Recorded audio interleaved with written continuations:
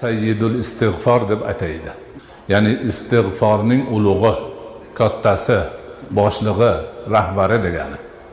Istig'for juda ham buyuk narsa. İnsonni qalbini poklaydi. Ko'pgina manfaatlarni jalb qiladi. Bu dunyo uchun, oxirat uchun har bir joyda istig'for bor. Istig'for aytish bir gunohni qilib qo'ygandan keyingina emas, balki doimiy ravishda bo'lishi kerak. Shuning uchun har farz namozni o'qib bo'lgandan keyin 3 marta istig'for aytamiz. Lekin o'sha istig'forlardan bir qancha siyg'alarini ham o'rgandik.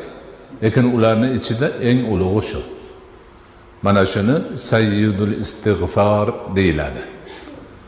Allohumma anta robbi. Allohim, sen meni Robbimsan. Xalaqtani. Sen meni xalq qilding, yaratding. Sen yaratmasang hech kim meni yarata olmaydi. Allohumma anta robbi, la ilaha illa anta xalaqtani va ana abduka va ala ahdika va va'dika. Men seni bandingman, qulingman. Men seni bandingman, qulingman. Ana senga bergan ahdimda sobit qadamman. Senga bergan va'damda mahkam turaman. Ana abduka va ala ahdika va va'dika mastata'tu. Qudratim yetganicha. Va abu'u laka bi zambi. Men o'zimni gunohim bilan senga e'tirof qilaman.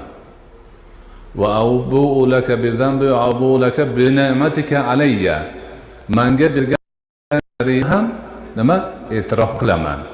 Va shunga o'xshab oxirigacha e'tirof, bandalik, Allohning ulug'ligi va boshqa demak narsalarni hammasini e'tirofi bo'ladi. Mana shuni yaxshi e'tirof bilan, chuqur his tuyg'u bilan qalbni to'ldirgan holda aytsa, inshaalloh haligi sayyidul istig'forni aytgan bo'ladi. Juda ulug' ish bo'ladi.